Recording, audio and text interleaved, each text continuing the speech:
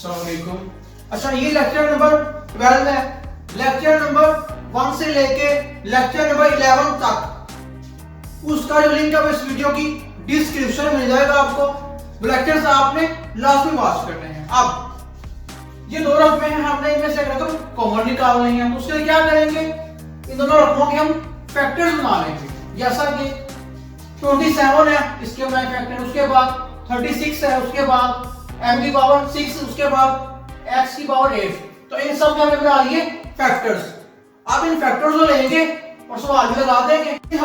हमने किया कि ये जो फैक्टर्स है हमने इनको अपनी रकम के अंदर लगा दिया और ये स्टेप उसके बाद हमने किया। उसके बाद क्या करेंगे, इतना करने के बाद हमें ये करना है कि यहाँ पर जो नंबर सेम है उनको हमने कॉमन लेना है। आप देखें, अब यहाँ पर देखें तो ये 9 और ये 9 सेम है।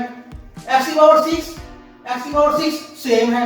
m की पावर 4 सेम है। तो इनको हम ले लेंगे 9 m की पावर 4 x की पावर 6।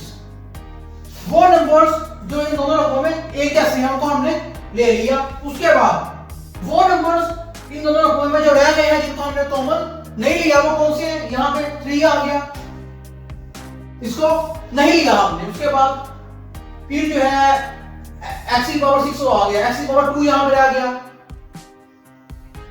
ये वो दो नंबर थे जो हमने नहीं लिए थे। अब इस रकम के अंदर वो नंबर जो हमने कॉमन नहीं लिए वो कौन से होंगे, 9 ले लिया था हमने, 4 आ गया, 4 नहीं लिया था हमने, 4 आ गया। m की पावर 4 हमने ले लिया था, उसके बाद x की पावर 6 भी ले लिया था, m की पावर 2 नहीं लिया हमने, तो m की पावर 2 भी आ गया। इन दो रकमों में जो नंबर्स एक जैसे थे वो ये आ गए जो हमने ले लिए। वो नंबर जो इन दोनों रकमों में सेम नहीं थे उनको हमने यहां ले लिया। अब उसके बाद क्या करेंगे, इसमें हमने ये करना है कि ये जो रकम है 18, इसके फैक्टर्स बना लिए।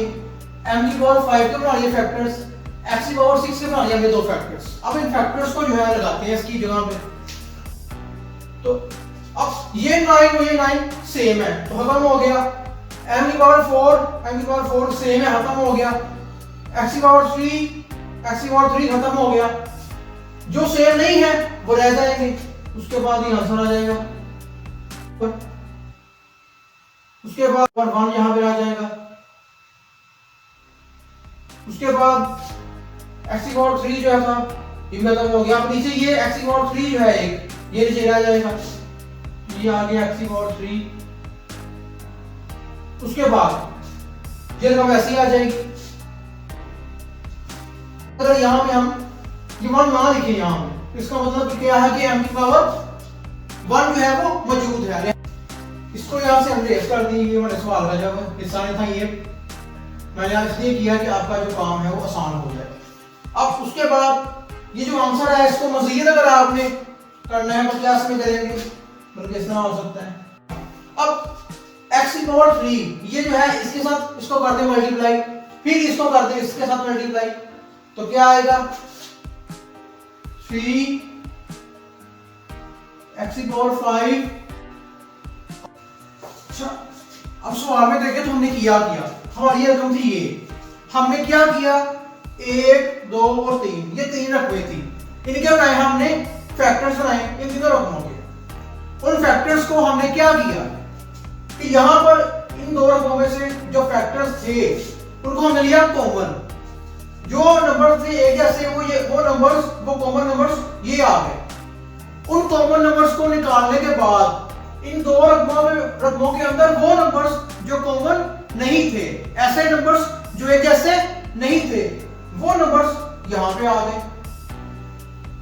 जो नंबर्स थे एक जैसे वो नंबर्स ये वाले आ गए। जो नंबर्स एक जैसे नहीं थे इन दो रकमों के अंदर वो यहां पर आ गए। उसके बाद जो नंबर थे एक जैसे वो आपस में कट गए, वो आपस में खत्म हो गए। ठीक है, अगर दो नंबर्स डिवाइड की कंडीशन में हैं और सेम है तो खत्म हो जाएंगे। उसके बाद क्या हुआ, ये नंबर्स खत्म होने के बाद जो नंबर थे एक जैसे वो डिवाइड की कंडीशन में थे वो कट गए। उसके बाद भी हमारे पास ये आंसर आ गया। ये हमने सवाल में किया, जल्दी करें, नोट कर लें।